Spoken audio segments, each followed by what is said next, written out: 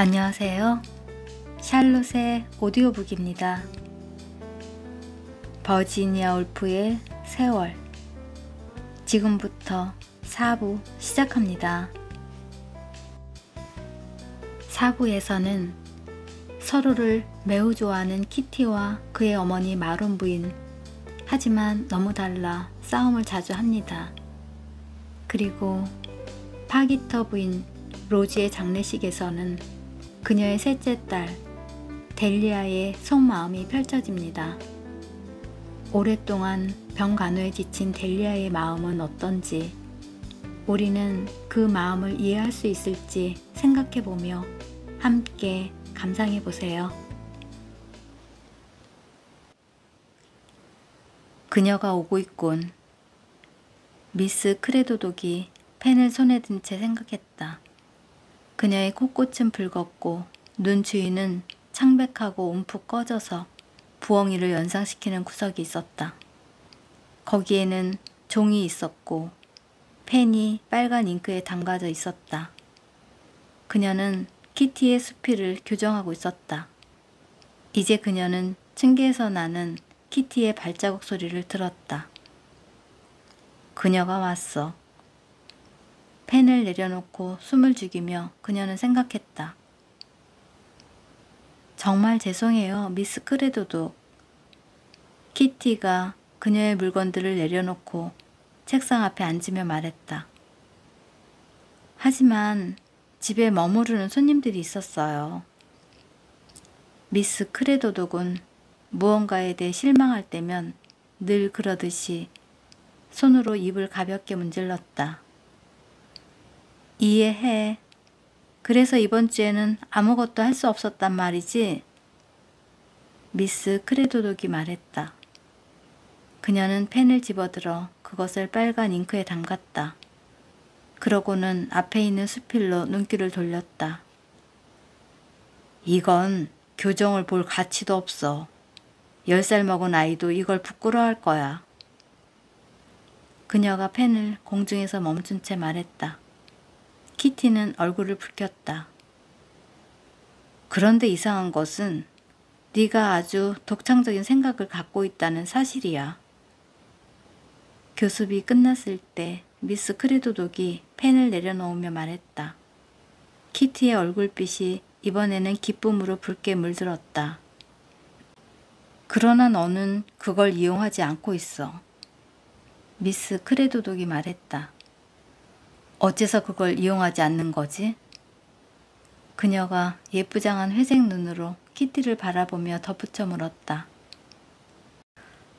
알고 계시겠지만 미스 크레도독. 키티가 열렬히 말했다. 우리 어머니께서 미스 크레도독이 그녀를 멈추게 했다. 마론 박사가 그녀에게 대가로 지불하는 것은 신뢰가 아니었다. 그녀는 일어섰다. 내 꽃들 좀 봐. 자신이 키티를 너무 엄하게 억누르고 있다고 느끼며 그녀가 말했다. 탁자 위에는 화분이 놓여 있었다. 그 화분에는 파랗고 흰 야생화가 피어 있고 초록색의 축축한 이끼가 돋아나 있었다. 내 여동생이 황무지에서 이것을 보내주었지. 그녀가 말했다. 황무지라고요? 어떤 황무지를 말씀하시는 거예요? 키티가 물었다. 그녀는 몸을 구부려서 조심스럽게 작은 꽃들을 만져보았다. 그녀는 얼마나 사랑스러운가. 미스 크레도독은 생각했다. 그녀는 키티에 대해 다분히 감상적이었다. 그러나 나는 감상적이어서는 안 된다고 그녀는 스스로에게 말했다. 스카보로 황무지. 그녀가 말했다. 물을 너무 많이 주지 말고 이끼에 적당한 습도를 유지한다면 이 꽃들은 수주일간 이대로 유지될 거야. 그녀가 꽃들을 바라보며 덧붙였다. 지나친 습도가 아니라 적당한 습도 말이죠? 키티가 미소 지었다. 옥스포드에서는 아주 쉬운 일이죠. 이곳에는 언제나 비가 내리니까요. 그녀가 창문을 바라보았다. 비가 부드럽게 내리고 있었다. 제가 만일 저 위에 산다면 말이에요. 미스 크레도도. 그녀가 우산을 집어들며 말하기 시작했다. 그러나 그녀는 말을 멈추었다. 수업이 끝났다. 너는 그것이 매우 지루하다는 걸 알게 될 거야. 미스 크레도독이 그녀를 바라보며 말했다. 그녀는 망토를 입고 있었다. 망토를 입고 있는 그녀는 확실히 매우 사랑스러워 보였다.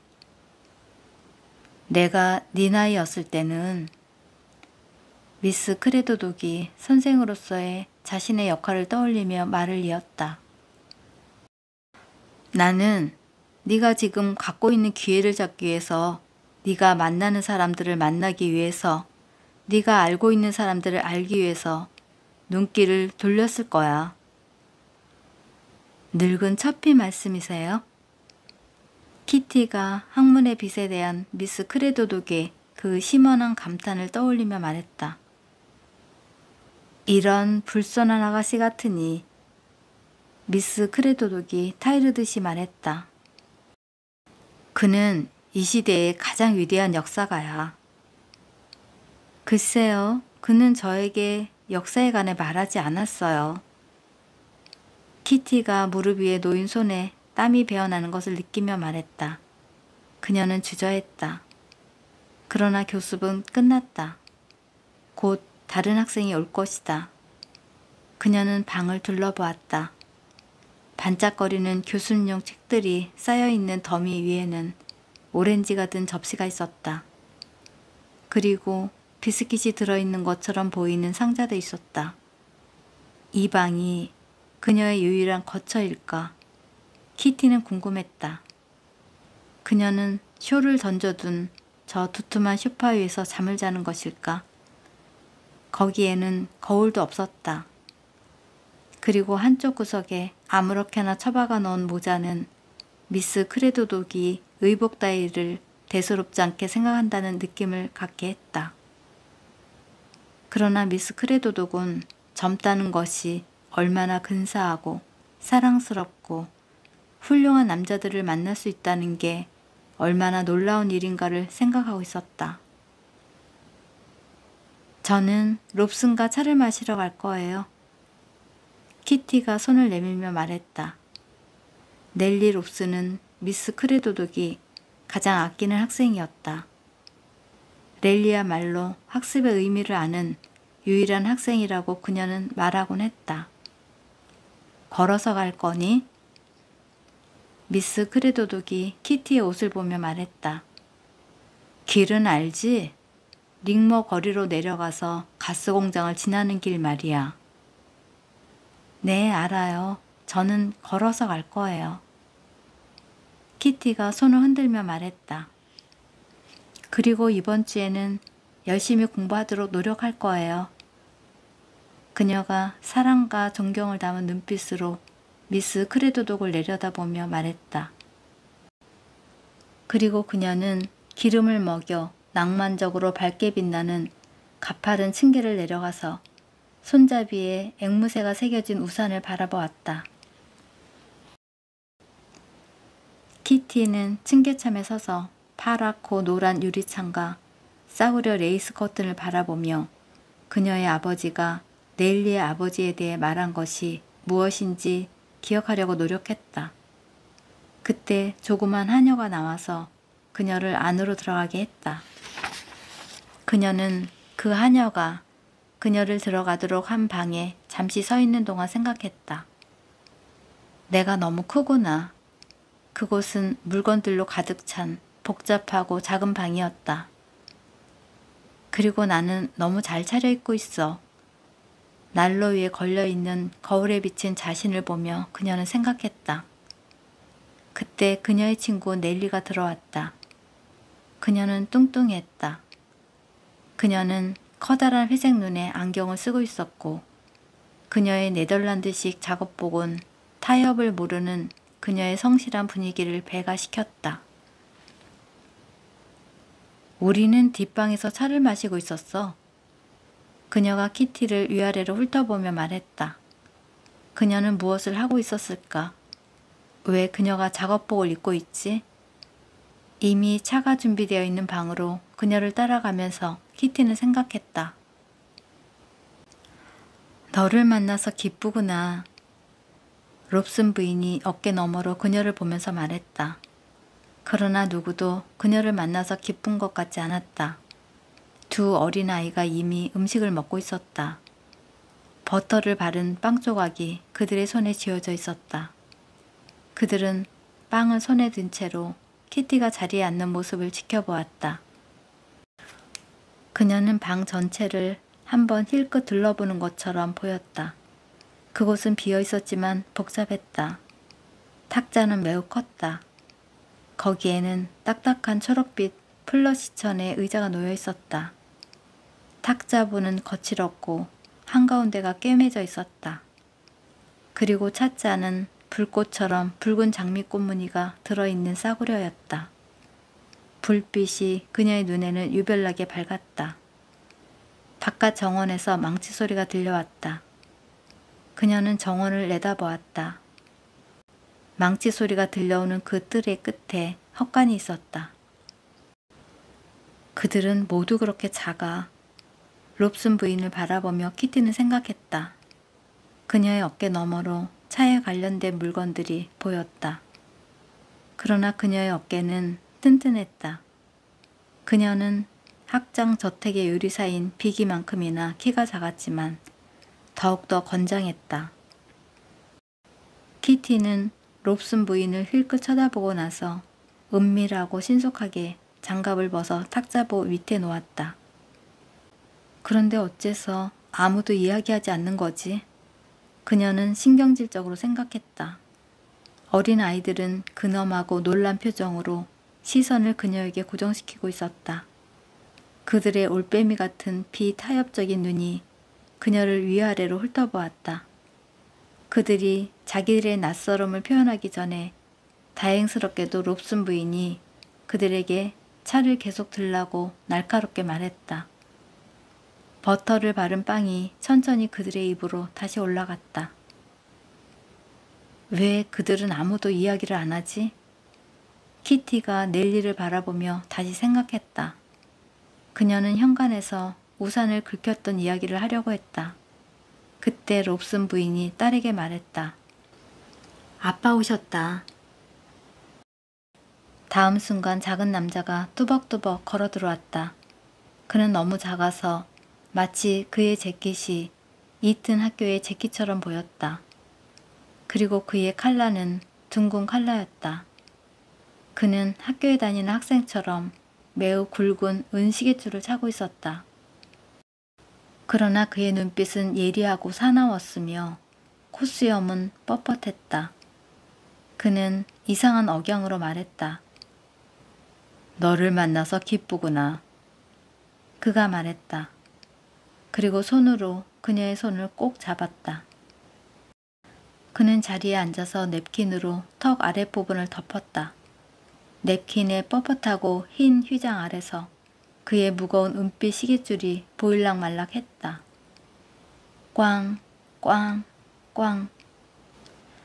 헛간 쪽에서 망치 소리가 들려왔다. 조에게 차가 준비됐다고 전하렴. 롭슨 부인이 뚜껑 덮인 접시를 운반하던 넬리에게 말했다. 뚜껑이 치워졌다. 정말로 차 마시는 시간에 튀긴 생선과 감자를 먹을 예정이냐고 키티가 놀라움을 표시했다. 그러나 롭슨 씨는 오히려 놀랍다는 듯한 푸른 눈으로 그녀를 돌아보았다. 그녀는 그가 아버지는 어떠시냐 미스 마론 이라고 말하리라 기대했다. 그러나 그는 말했다.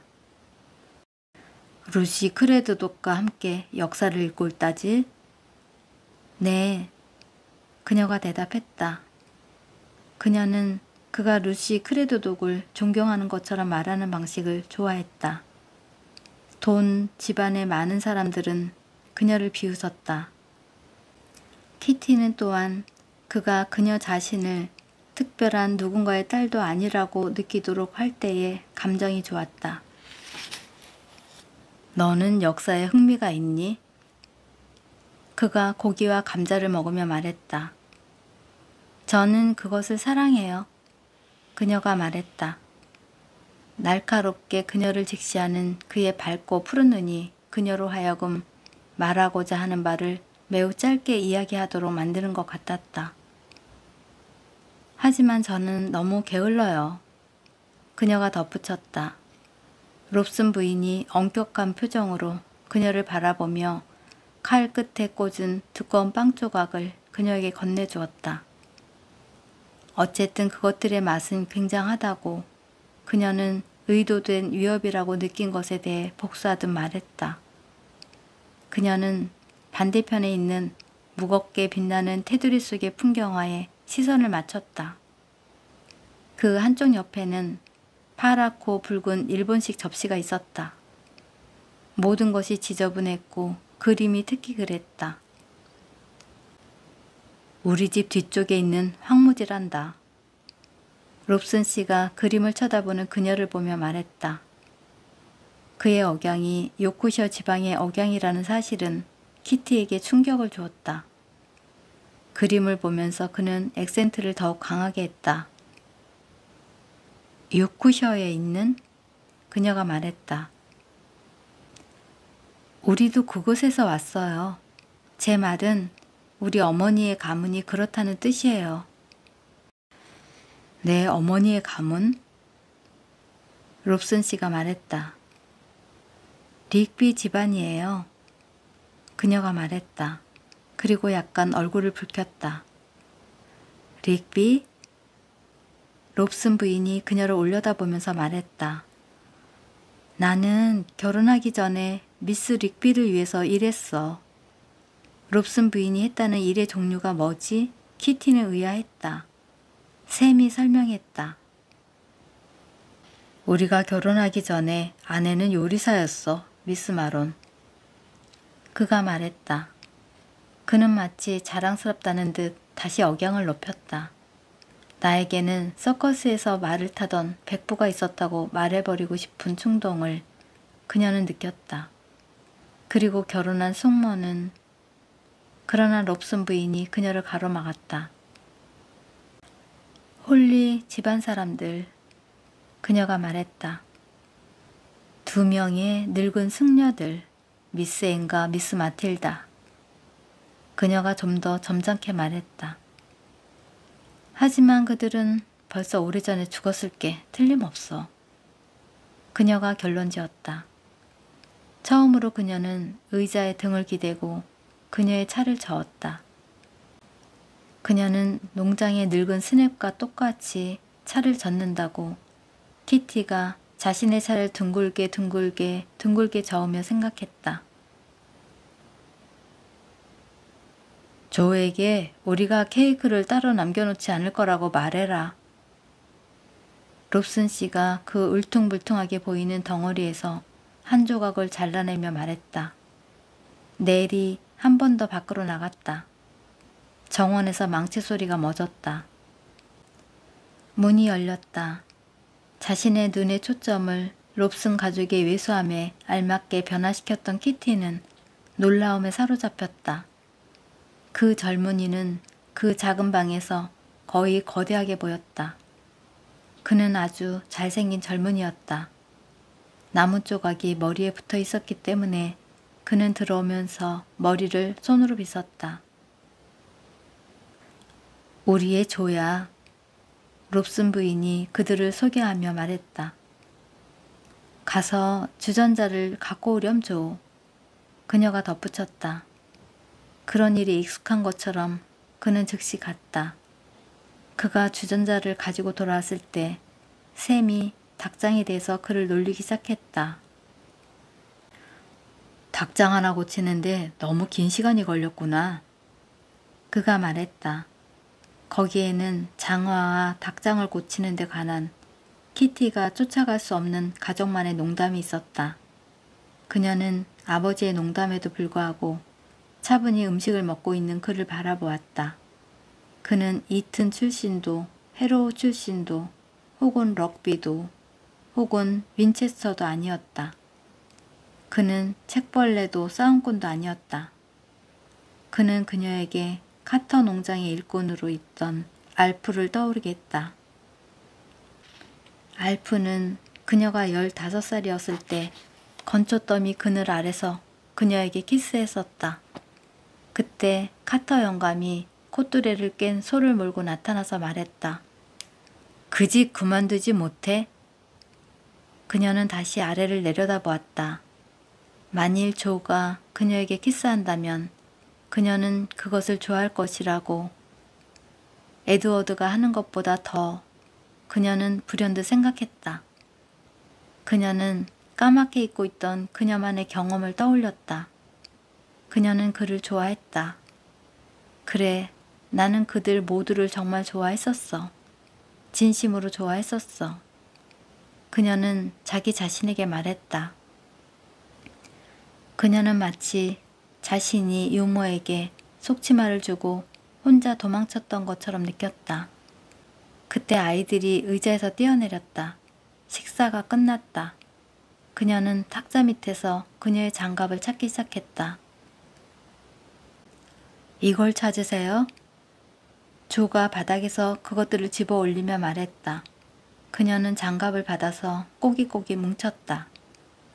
그녀가 문간에 서 있을 때 그가 그녀에게 빠르고 심술궂은 눈길을 던졌다.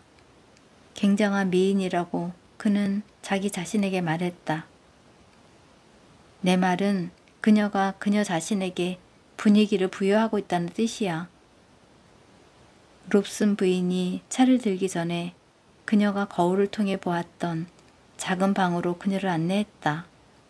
그 방은 물건들로 가득 차 있었다. 그곳에는 대나무 탁자가 있었고 황동 경첩이 붙은 벨벳 책들이 있었으며 벽난로 앞 선반 위에는 대리석 검투 사상이 그 밖에 많은 그림들이 있었다. 마론 부인이 게인스보로의 작품이라고 확신할 수 없는 게인스보로의 그림을 가리킬 때 하는 것과 똑같은 몸짓으로 롭슨 부인이 키티에게 명각이 새겨진 커다란 은쟁반을 보여주었다. 이 쟁반은 남편의 제자들이 그에게 준 거야. 롭슨 부인이 이름들이 명각된 부분을 가리켜 보이며 말했다. 그리고 이건 롭슨 부인이 벽 위에 교과서처럼 테두리 된 문서를 가리키며 말을 이었다.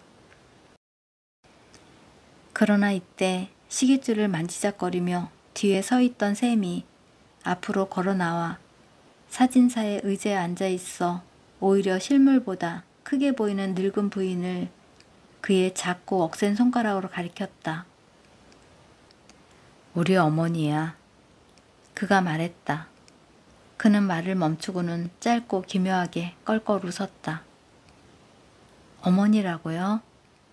키티가 좀 더 자세히 보려고 몸을 구부리며 말했다. 가장 좋은 옷을 차려입고 한껏 자세를 취한 그 뚱뚱한 늙은 숙녀는 지극히 평범했다. 그러나 어떤 찬사가 기대되고 있음을 그녀는 느꼈다. 당신은 어머니를 무척 많이 닮았군요, 롭슨 씨. 이것이 그녀가 찾아낼 수 있었던 말의 전부였다.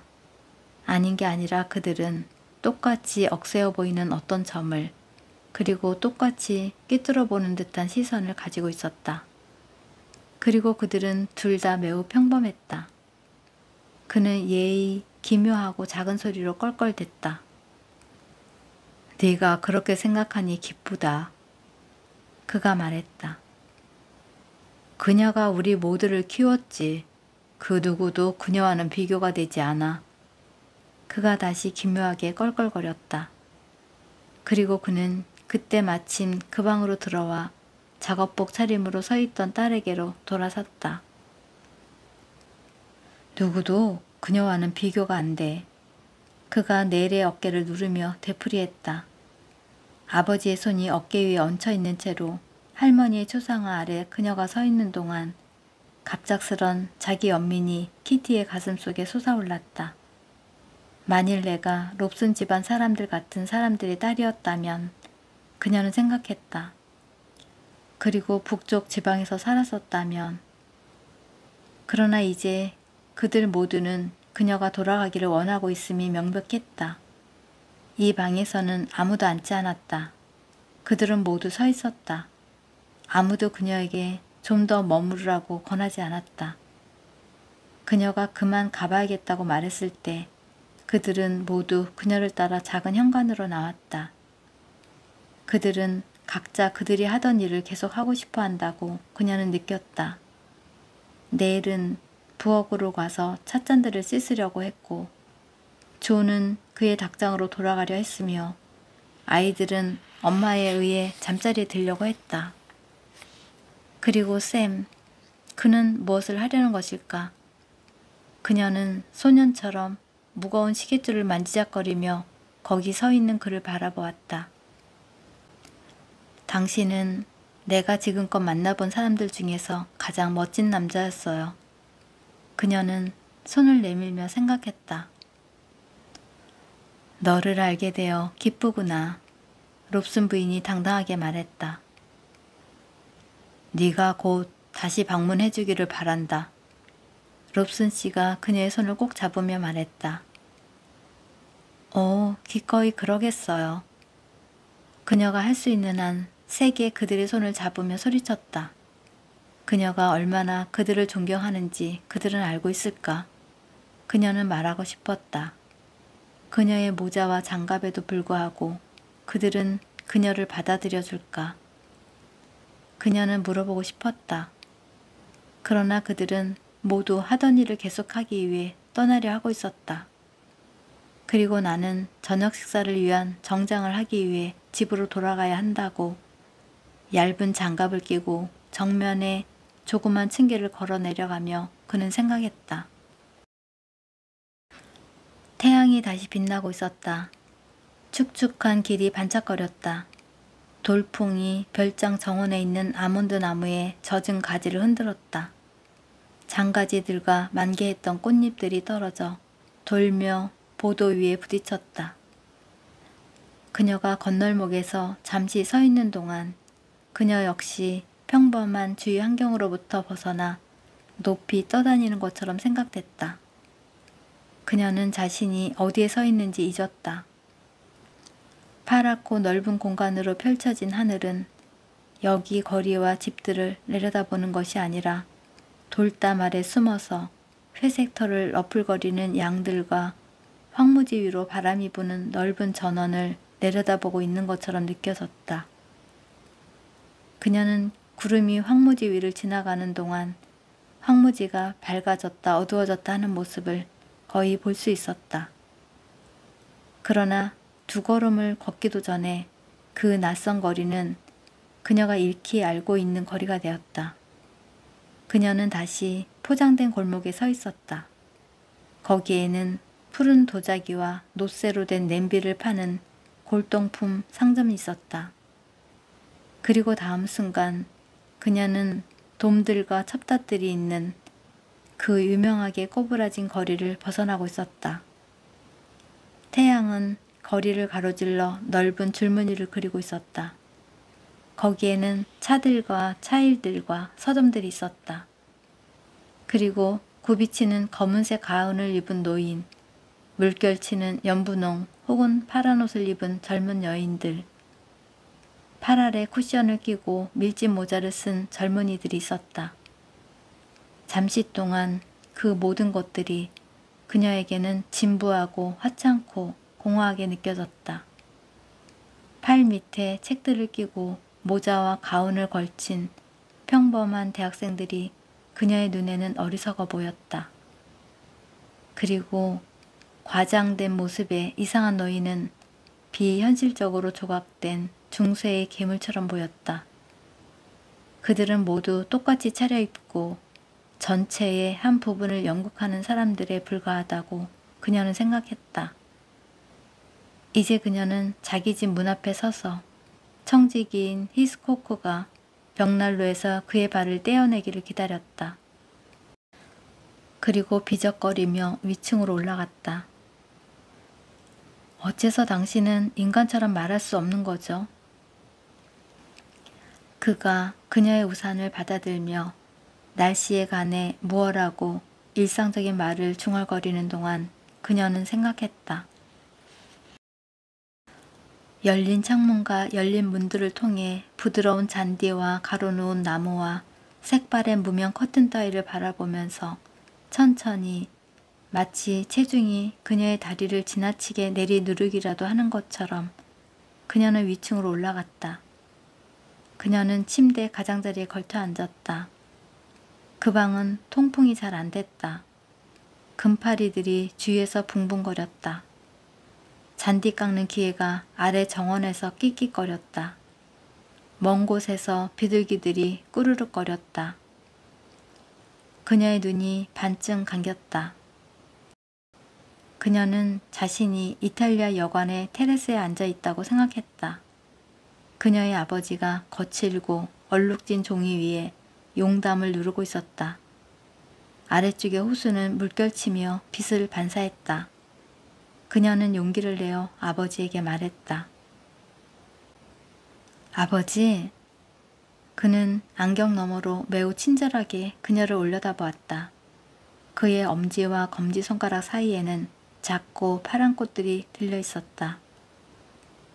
저는 그녀가 앉아있던 난간에서 미끄러지며 입을 열었다. 그러나 이때 종이 울렸다. 그녀는 일어서서 세면대로 건너갔다.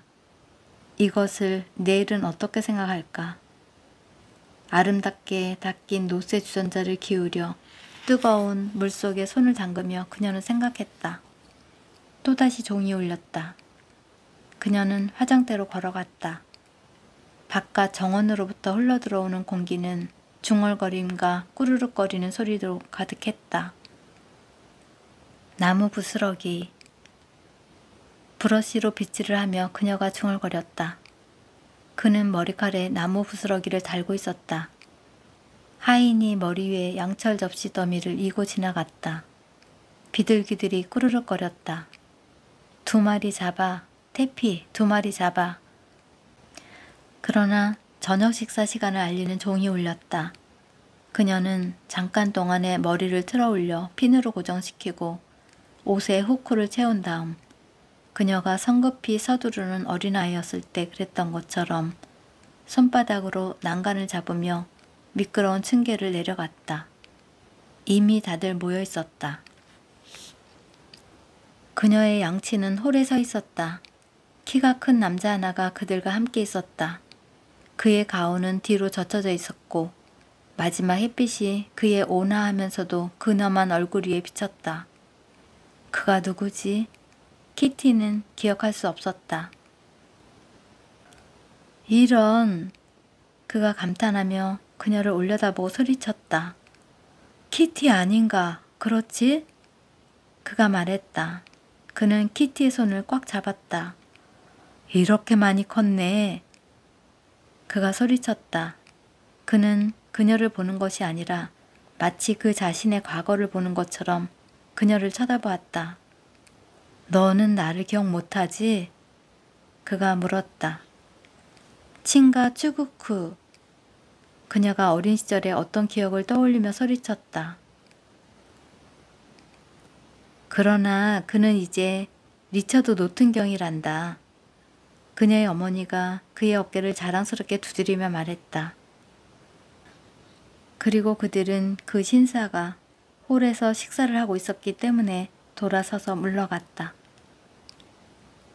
생선이 상했어. 키티는 생각했다. 음식이 반쯤 식었다. 이 얇게 썬 빵도 맛이 변했어. 그녀는 생각했다. 프레스트위치 테라스의 빛깔과 쾌활함이 아직도 그녀의 눈과 귀에 남아있었다.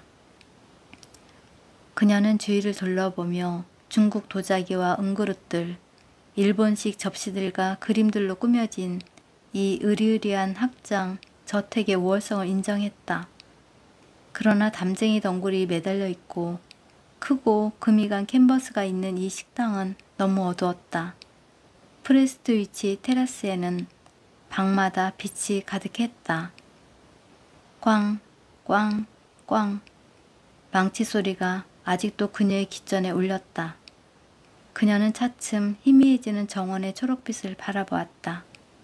수천 번에 걸쳐 그녀는 어린아이 같은 소망, 즉 그 나무가 그대로 있기보다는 차라리 쓰러지든가 아니면 똑바로 서기를 바라는 말을 되풀이했다.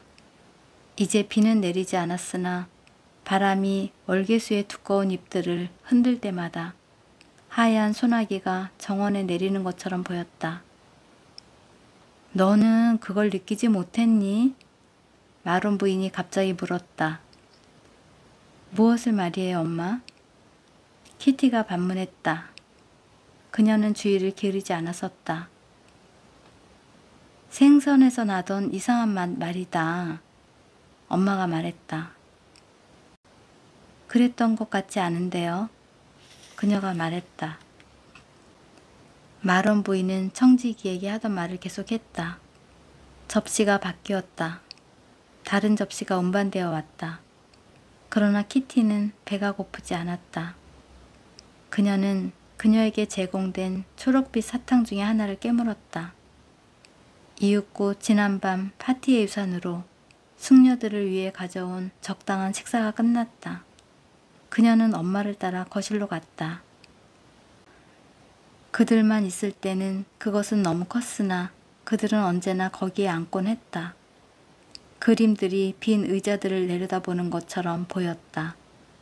그리고 의자들은 그림들을 올려다보고 있는 것처럼 보였다.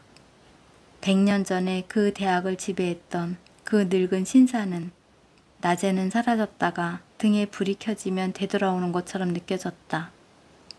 그의 얼굴은 평온하고 확고하고 미소를 짓고 있었으며 가장자리에 테두리를 두르고 역시 난로 위에 걸려있는 마론 박사처럼 기이하게 생겼다. 이따금 조용한 저녁을 갖는 것도 좋은 일이야. 마론 부인이 말하고 있었다. 비록 그 프릿 부부가 그녀의 목소리는 안경을 끼고 타임지를 집어드는 동안 약간 흐려졌다. 이것은 그날의 일을 마친 다음 갖는 짧은 휴식과 회복의 시간이었다. 그녀는 신문의 칼럼을 읽는 동안 작은 하품을 억제했다. 그는 정말 매력적인 사람이야. 탄생과 죽음에 관한 기사들을 보면서 그녀가 무심히 말했다. 아무도 그를 미국인으로 생각하지 않을 거야. 키티는 그녀 자신의 생각들을 떠올렸다. 그녀는 롭슨가의 사람들을 생각하고 있었다. 그녀의 엄마는 프릿 부부에 관해 말하고 있었다. 그리고 그녀 역시 마음에 들어. 사랑스러운 여자 아니니. 마론 부인이 다소 경망스럽게 말했다. 내 취미로는 약간 지나치다 싶게 꾸며 입었지만 말이야. 그녀가 건조하게 말했다. 그리고 그 억양, 그녀가 신문을 훑어보며 말했다. 나는 때때로 그녀가 말하는 것을 거의 이해할 수 없어. 키티는 조용했다. 그토록 많은 문제에 있어서 그런 것처럼 이런 점에서도 그들은 달랐다. 갑자기 마론 부인이 그녀를 올려다보았다. 그래, 내가 오늘 아침에 비기에게 말했던 바로 그거야. 그녀가 신문을 내려놓으며 말했다. 무엇 말이에요, 엄마? 키티가 물었다. 이 남자 말이다. 사설에 있는. 마론 부인이 말했다. 그녀는 손가락으로 그것을 가리켰다. 세상에서 가장 좋은 수육과 생선과 닭고기를 가지고도 그녀가 읽었다. 그것들을 요리하기 위해서 가진 것이 아무것도 없기 때문에 우리는 그것들을 이용할 수 없을 것이다. 오늘 아침에 내가 비기에게 말했던 그대로야. 그녀가 짧고 나직한 한숨을 쉬었다. 사람들에게, 이를테면 저 미국인들에게 감명을 주기 원하는 바로 그런 때 꼭 무언가가 잘못되곤 한다. 이번 경우에 그것은 생선이었다. 그녀는 일을 하기 위해 물건들을 마구 뒤적여 찾았다. 키티는 신문을 집어들었다. 그건 사설이야. 마론 부인이 말했다. 그 글의 필자는 거의 언제나 그녀가 생각하고 있거나 혹은 그녀를 편안하게 해주는, 그리고 나쁘게만 변화하고 있는 것처럼 보이는 이 세상에서 그녀에게 일종의 안도감을 주는 그러한 내용들에 관해서 말했다. 학교 출석에 대한 엄격하고 보편적인 강화 이전에 키티가 소리내어 읽었다. 그래, 그거야. 마론 부인이 그녀의 작업 상자를 열고 가위를 찾으며 말했다. 아이들은 그들에게 어떤 맛과 어렴풋한 지식을 주는 많은 형편없는 요리들을 보았다. 그들은 이제 아무것도 보지 않고 읽고 쓰고 셈하고 바느질이나 뜨개질을 하는 것 이외에는 아무것도 하지 않는다. 키티가 소리내어 읽었다. 맞아, 맞아. 마론 부인이 말했다. 그녀는 라벤나의 무덤에서 복사한 과일을 쪼아먹는 새들의 무늬를 수놓고 있는 긴 자수천을 펼쳤다. 그것은 침실에서 하기 위한 것이었다. 사설은 과장되고 유창한 표현으로 키티를 지루하게 했다. 그녀는 엄마의 흥미를 끌만한 무슨 소식이 없나 하고 신문을 지적거렸다. 마론 부인은 일을 하는 동안 누군가가 그녀에게 이야기를 하거나 큰 소리로 무언가를 읽어주는 것을 좋아했다. 그녀의 자수는 매일 저녁 식사 후에 대화를 즐거운 조화로 엮어나갔다. 누군가가 어떤 것을 이야기하면 한 땀의 바느질이 이루어지고, 그러면 그녀는 그 모양을 보고 다른 색깔의 명주실을 선택해서 다시 한 땀을 바느질했다. 때때로 마른 부인은 큰 소리로 시를 낭송했다. 오늘 밤 그녀는 키티가 그녀에게 이야기하는 것을 듣기를 원했다. 그러나 키티와는 어렵다는 의식이 점점 커져가고 있었다. 어째서 그럴까? 그녀는 딸을 바라보았다. 무엇이 잘못되었을까? 그녀는 알 수 없었다. 그녀는 짧고 작게 한숨 지었다. 키티는 신문을 넘겼다. 양들이 디스토마에 걸렸다. 터키인들은 종교의 자유를 원한다. 총선거가 실시될 것이다. 글래드스톤 씨가, 그녀가 입을 열었다. 마론 부인은 가위를 잃어버렸다. 그것이 그녀를 화나게 했다. 누가 또 가위를 가져갔지? 그녀가 투덜거렸다. 키티가 그것을 찾기 위해 바닥으로 엎드렸다. 마론 부인은 작업 상자를 뒤지고 있었다. 잠시 후 그녀는 쿠션과 의자들 사이에 손을 넣어 가위뿐만 아니라 오래전에 잃어버렸던 작에 박힌 조그만 종이 자르는 칼을 끄집어냈다. 그 발견은 그녀를 화나게 했다. 그것은 엘렌이 쿠션을 제대로 털지 않았음을 입증했다. 그것들이 여기 있구나, 키티. 그녀가 말했다. 그리고 그들은 침묵했다. 그들 사이에는 항상 어떤 긴장감이 감돌았다. 롭슨가에서의 파티는 재밌었니, 키티? 마론 부인이 다시 자수를 시작하며 물었다. 키티는 대답하지 않았다. 그녀는 신문을 넘겼다. 그때 문이 열렸다. 그리고 히스코크가 명한 바지에 메모지들을 받쳐들고 들어왔다. 마론 부인이 그것을 집어들었다. 그녀는 조용히 그것을 읽었다. 회시는 없네. 그녀가 집사에게 말했다. 엄마의 음색으로 키티는 어떤 일이 일어났다는 것을 알아차렸다. 어머니는 손에 그 메모지를 들고 있었다. 히스코크가 문을 닫고 나갔다. 로즈가 죽었어. 마론 부인이 말했다. 사촌 로즈가. 메모지가 그녀의 무릎 위에 펼쳐진 채로 놓여 있었다. 에드워드에게서 온 거야. 그녀가 말했다. 로즈 아주머니가 죽었다고요? 키티가 말했다. 그녀는 붉은 바위에 비치는 밝은 빛을 생각하던 중이었다. 이제 모든 것이 어두워졌다. 아무도 움직이지 않았다. 침묵이 흘렀다. 엄마의 눈에 눈물이 솟았다. 아이들이 한창 엄마를 필요로 하는 이때 그녀가 바늘을 자수천에 찌르며 말했다. 그녀는 아주 느린 동작으로 그것을 말아 올렸다. 키티는 타임지를 접어 탁자 위에 올려놓았다. 그녀가 매우 천천히 그것을 했기 때문에 바스락거리는 소리 하나 나지 않았다. 그녀는 로즈 아주머니를 단지 두세 번 보았을 뿐이었다. 그녀는 어색함을 느꼈다. 약속을 기록하는 수첩을 가져온 그녀의 엄마가 마침내 말했다. 키티가 그것을 가져왔다. 월요일에 만찬을 연기해야겠다. 마론 부인이 수첩을 훑어보며 말했다. 수요일에 있을 내섬가의 파티도요? 키티가 엄마의 어깨 너머로 들여다보며 중얼거렸다. 모든 것을 다 연기할 수는 없어. 그녀의 엄마가 날카롭게 말했다. 키티는 꾸지람을 들었다고 느꼈다. 그러나 새로 씌워져야 할 메모들이 있었다. 그녀는 엄마가 부르는 대로 그것들을 받아 썼다.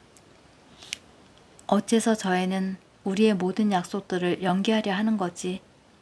마론 부인이 메모를 적고 있는 딸을 바라보며 생각했다. 왜 저 애는 더 이상 나와 함께 외출하는 것을 즐거워하지 않는 거지? 그녀는 딸이 건네준 수첩을 훑어보았다. 왜 너는 이런 일들에 좀 더 관심을 갖지 않는 거니, 키티? 그녀가 메모들을 밀어넣으며 조금 화난 목소리로 말했다. 엄마, 사랑하는... 키티가 언쟁을 자제하며 입을 열었다. 네가 하고 싶어하는 게 뭐냐? 엄마가 고집스럽게 말했다. 그녀는 자수천을 치워버렸다. 그리고는 똑바로 앉아 단호하게 딸을 바라보았다. 내 아버지와 나는 단지 네가 스스로 원하는 것을 하기를 바랄 뿐이다. 그녀가 말을 이었다. 엄마, 사랑하는... 키티가 다시 말했다. 나를 돕는 일이 너무 지루하게 한다면 아버지 일을 도울 수 있을 거다. 마론 부인이 말했다. 저번 날 내 아빠가 나한테 말하길 내가 요즘은 통 그에게 오지 않는다더구나. 마론 부인은 키티도 알고 있는 그의 대학의 역사에 관해 언급했다.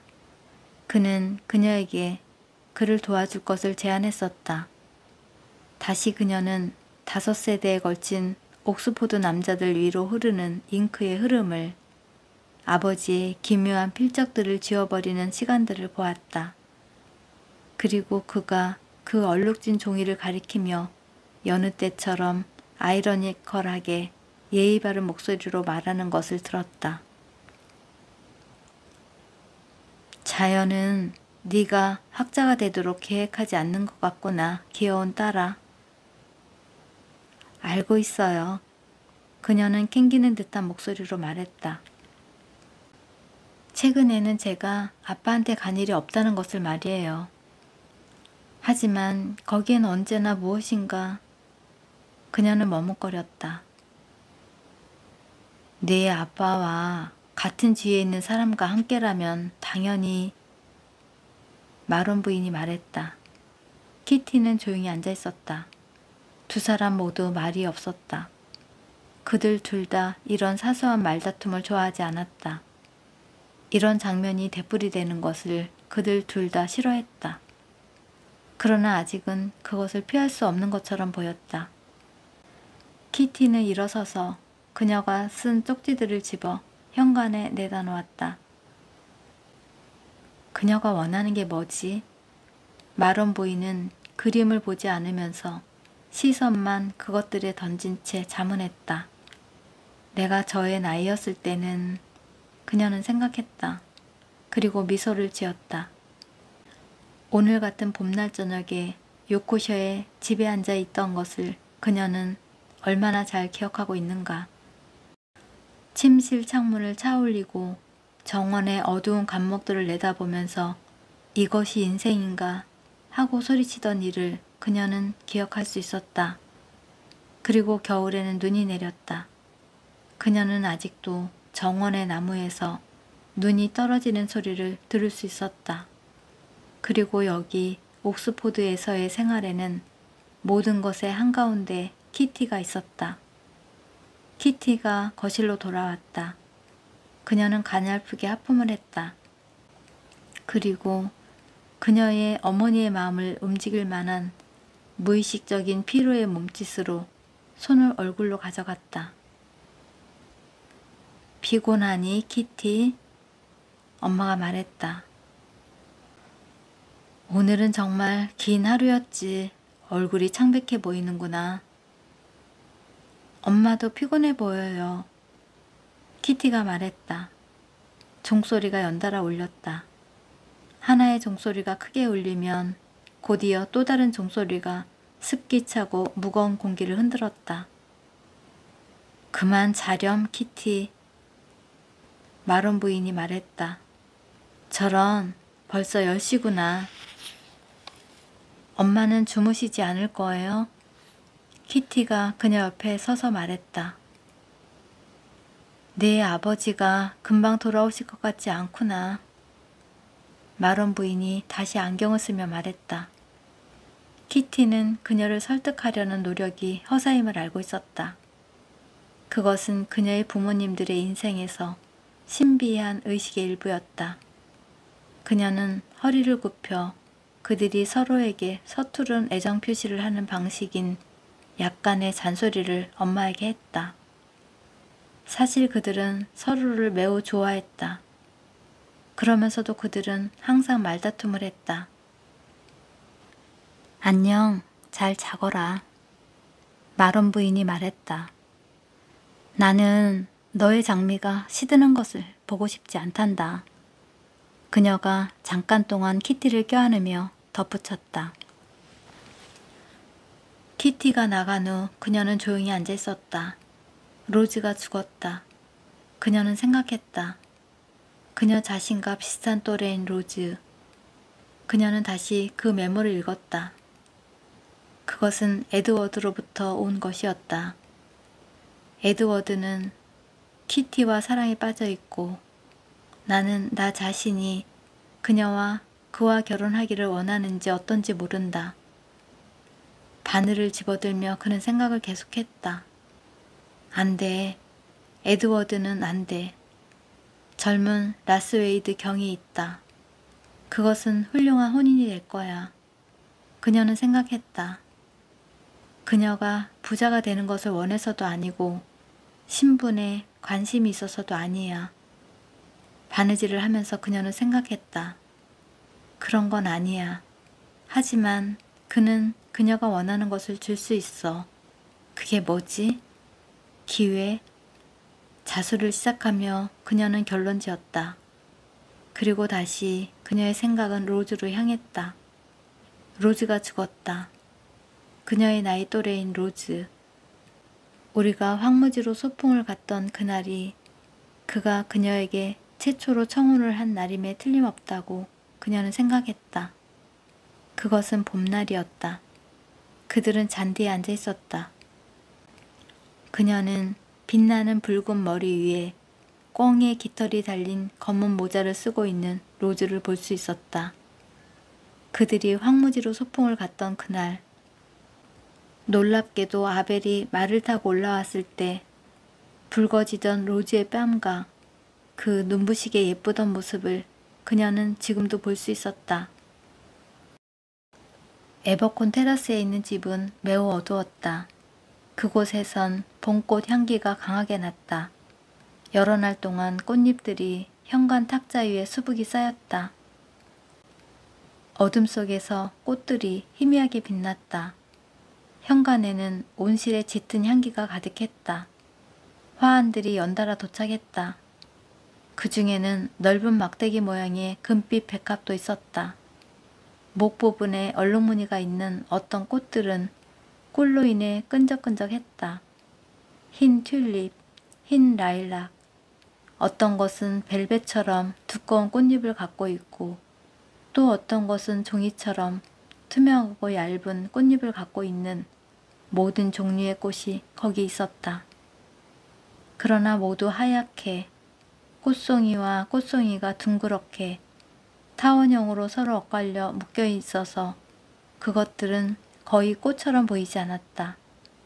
검게 테두리 된 카드가 그 화환들에 붙여져 있었다. 브랜드 소령 부부가 깊은 조의를 표하며 엘킨스 장군 부부가 애정과 조의를 표하며 수잔이 친애하는 로즈에게 각각의 카드에는 몇 마디의 조문이 씌어 있었다. 이제 연구차가 도착하고 문에서 종이 울렸다. 심부름하는 소년이 한아름의 백합을 들고 나타났다. 그는 현관에 서 있는 동안 그의 모자를 들어 올렸다. 사람들이 관을 들고 층계를 내려오고 있었기 때문이었다. 짙은 검정색 옷을 입은 로즈가 유모의 신호를 받고 앞으로 나아가 관 위에 작은 제비꽃 한 다발을 떨어뜨렸다. 그러나 관이 화이트리 집안 남자들의 어깨에 짊어지어져서 반짝반짝 윤이 나는 계단을 흔들리며 내려오는 동안 그 꽃다발이 미끄러져 떨어졌다. 가족들이 관의 뒤를 따랐다. 빛나는 태양에 쏘는 듯한 광선과 그림자가 서로 엇갈리는 변덕스런 날씨였다. 장례 행렬은 걷는 속도로 출발했다. 밀리와 에드워드와 함께 두 번째 차에 탄 델리아는 건너편 집이 조문의 뜻으로 차량을 내렸지만 하인 하나가 숨어서 엿보고 있다는 것을 알아차렸다. 다른 사람들은 그녀를 보고 있는 것 같지 않았다. 그들은 엄마에 대해서 생각하고 있었다. 그들이 중앙로에 도달했을 때 행렬은 속도를 빨리 했다. 공동묘지까지의 거리가 멀었기 때문이었다. 차양이 갈라진 틈을 통해서 델리아는 개들이 놀고 있는 것을 보았다. 거지 하나가 노래를 부르고 있었다. 사람들은 연구차가 지나가는 동안 모자를 벗었다. 그러나 델리아가 탄 차가 지나갈 때면 모자들은 다시 씌워졌다. 사람들은 활발하고 무관심하게 다시 거리를 따라 걸어갔다. 상점들은 이미 봄철 의류들로 화려했다. 여인들이 잠깐씩 멈춰서서 상점의 창문 안을 들여다보았다. 그러나 우리들은 여름 내내 검은 옷 이외에는 아무것도 입을 수 없을 것이라고 델리아가 에드워드의 석탄처럼 검은 바지를 보며 생각했다. 그들은 마치 이미 장례식에 참석해 있는 것처럼 공식적인 짧은 말 이외에는 거의 말을 하지 않았다. 웬일인지 그들의 관계도 변했다. 그들은 마치 어머니의 죽음이 그들에게 새로운 책임을 부과하기라도 한 것처럼 더욱더 사력 있고 약간은 재는 듯 했다. 그러나 다른 사람들은 어떻게 행동해야 하는지 알고 있는 것 같았다. 노력을 해야 하는 사람은 그녀뿐이었다. 그녀는 외곽에 남겨졌고 그것은 아버지도 마찬가지라고 그녀는 생각했다. 마틴이 차를 마시다가 갑자기 웃음을 터뜨렸을 때, 그러다 웃기를 멈추고 죄스러워하는 듯한 표정을 지었을 때 그녀는 느꼈다. 저것은 아빠가 했어야 할 행동이라고, 그리고 또한 내가 했어야 할 행동이라고, 만일 우리가 정직하다면 하고 그녀는 느꼈다. 그녀는 다시 창밖을 내다보았다. 한 남자가 모자를 벗어 올렸다. 키가 큰 프로코트를 입은 남자. 그러나 그녀는 장례식이 끝날 때까지 파넬 씨에 대하여 생각하지 않도록 해야만 했다. 마침내 그들은 묘지에 도착했다. 관 뒤에 작은 행렬 속에 자신의 위치를 차지하고 교회로 걸어 올라갈 때 그녀는 자신이 일반적이고 엄숙한 감정에 의해 압도되어 있다는 사실을 발견하고 안도감을 느꼈다. 사람들이 교회 양쪽에 서 있었고 그녀는 자신에게 쏟아지는 그들의 시선을 느꼈다. 예배가 시작되었다. 사촌들 가운데 하나인 목사가 성경을 읽었다. 첫 번째 단어가 특별하게 아름다운 음색으로 터져나왔다. 아버지 뒤에 서 있던 델리아는 그가 자신을 떠받치기 위해 얼마나 어깨를 꼿꼿이 하고 있는지를 알아차렸다. 나는 부활이며 생명이니 요즘 며칠 동안 줄곧 꽃향기로 가득한 어두침침한 집안에 갇혀 있었기 때문에 목사의 커다란 목소리는 그녀를 영광으로 충만하게 했다. 이것은 그녀가 진정으로 느낄 수 있는 것이다. 이것은 그녀 자신이 말하고자 하는 어떤 것이다. 그러나 제임스 사촌이 계속 읽어 내려가는 동안에 그녀에게서 어떤 것이 빠져나갔다. 감각이 희미해졌다. 그녀는 이성적으로 생각할 수 없었다. 그러나 설교의 중간쯤에서 또 다른 친근한 아름다움이 솟구쳐 올랐다. 그리고 아침에는 초록빛이다가 이윽고 자라나 저녁이면 잘려 시들어버리는 풀잎처럼 갑자기 사라지나니 그녀는 그 말의 아름다움을 느낄 수 있었다. 그것은 마치 음악 같았다. 그러나 그때 제임스 사촌이 그가 말하고 있는 것을 전혀 믿지 않는 것처럼 갑자기 서두르는 것 같았다. 그는 지혜에서 무지의 세계로, 믿음에서 불신의 세계로 통과해 지나가는 것 같았다. 심지어 그의 목소리도 변했다. 그는 깨끗해 보였고 풀을 먹여 예복처럼 다림질한 옷을 입고 있었다. 그러나 그는 자신이 말하고 있는 것으로 무엇을 의미하려 하는가? 그녀는 이해하길 단념했다. 누군가가 이해한다면 다른 누군가는 이해하지 못할 것이라고 그녀는 생각했다. 그녀의 마음은 이리저리 방황했다. 그러나 장례식이 끝날 때까지는 그 사람에 대해 생각하진 않을 거야. 연단에서 그녀 옆에 서서 손에 모자를 들고 있는 키 큰 남자를 응시하며 그녀는 생각했다. 그녀는 아버지에게 시선을 고정시켰다.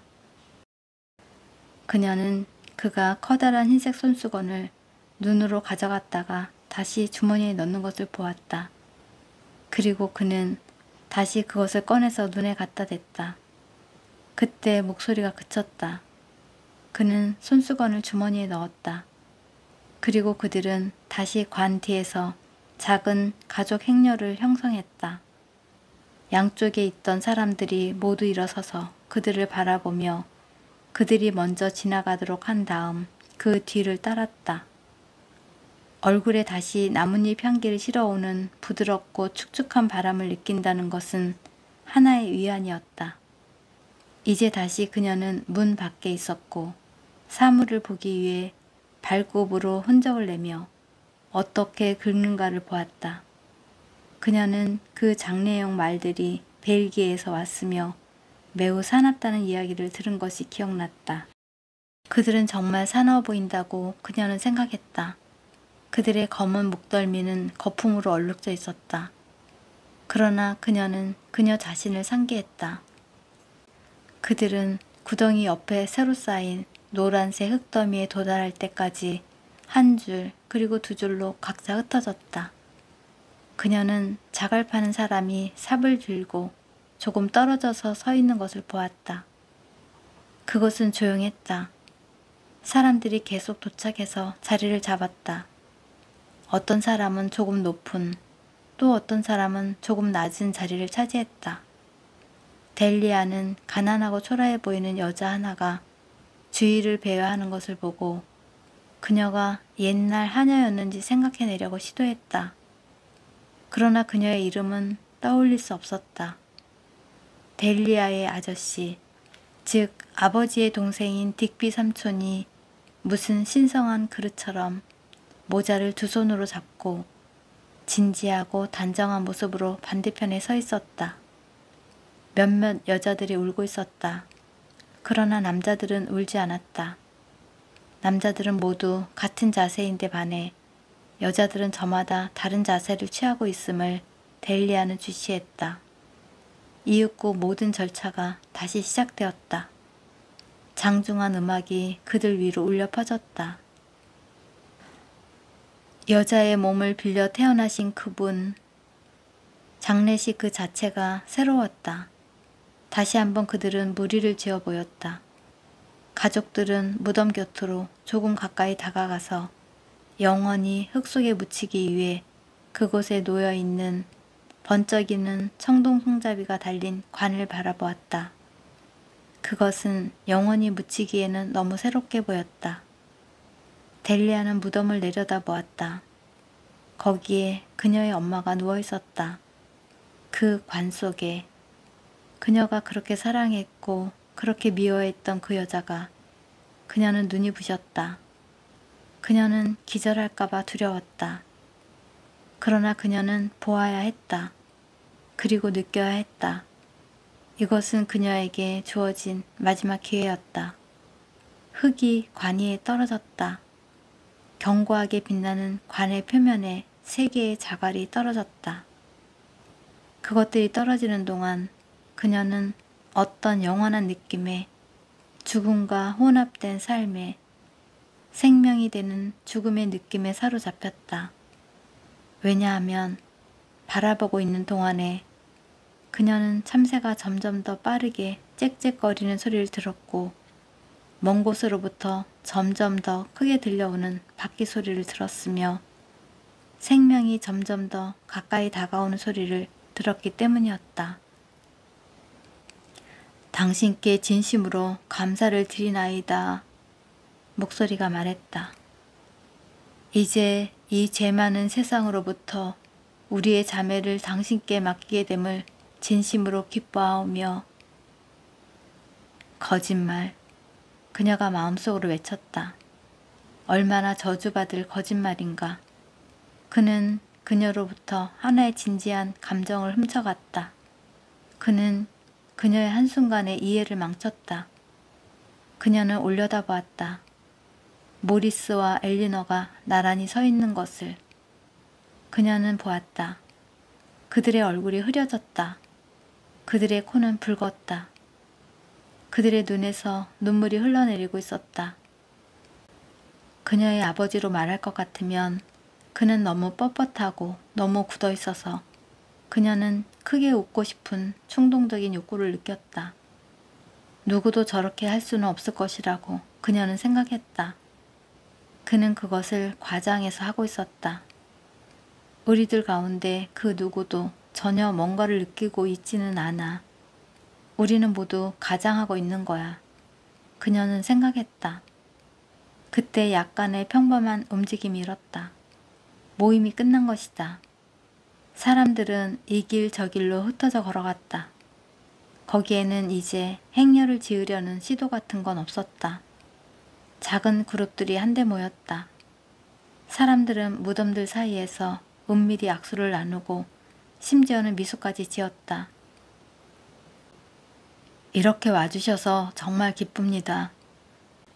에드워드가 그의 어깨를 가볍게 두드리고 있는 늙은 제임스 그레이엄 경과 악수를 하면서 말했다. 그녀 역시 가서 그에게 고맙다는 인사를 해야 할까? 무덤들이 그것을 어렵게 만들었다. 이제 그것은 무덤들 사이에서 상복을 입고 버리는 억눌린 아침의 파티가 되어갔다. 그녀는 주저했다. 이제부터 무엇을 해야 할지 그녀는 알 수 없었다. 그녀의 아버지가 걸어가고 있었다. 그녀는 뒤를 돌아다 보았다. 무덤 파는 사람들이 앞으로 나섰다. 그들은 화환들을 솜씨 좋게 쌓아 올렸다. 아까부터 근처를 서성거리고 있던 그 여자가 그들과 합세해서 카드에 적힌 이름을 읽기 위해 몸을 구부렸다. 장례식이 끝났다. 비가 내리고 있었다.